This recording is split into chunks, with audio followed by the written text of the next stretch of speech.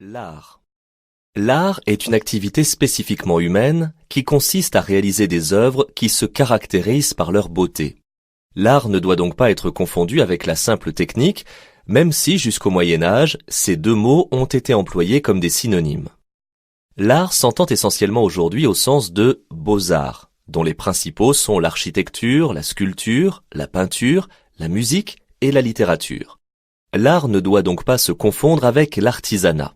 Ainsi, tandis que l'artisan construit toujours un produit utile, qui peut accessoirement être beau, l'artiste produit une œuvre dont la vocation première n'est pas l'utilité, mais la pure et simple beauté. Mais comment définir la beauté?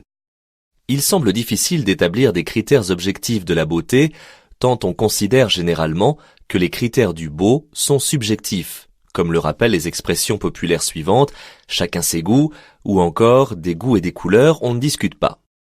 Néanmoins, il semble que les hommes puissent quand même s'accorder pour qualifier certains objets de beaux. C'est ce paradoxe qui a amené Kant, dans son ouvrage intitulé « Critique de la faculté de juger », à définir le beau comme ce qui plaît universellement, sans concept. Ainsi, la beauté d'une œuvre d'art possède quelque chose d'universel, reconnu par tous les hommes. Mais en même temps, cette beauté ne peut pas faire l'objet d'une discussion pleinement conceptuelle de la part des hommes.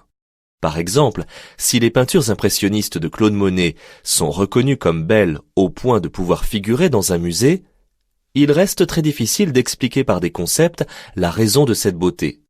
Ceci est d'autant plus difficile lorsqu'il s'agit d'un chef-d'œuvre, c'est-à-dire de l'œuvre d'un génie, dans la mesure où le génie agit en étant inspiré, en se hissant à des idées que Kant qualifie d'esthétiques, c'est-à-dire à des idées qui dépassent l'entendement et ses catégories. Mais l'art n'échappe pas pour autant à une analyse scientifique. Les œuvres d'art font l'objet d'une étude dans le cadre de la science de l'art que l'on appelle l'esthétique, et dans le cas de leur étude historique qu'est l'histoire de l'art.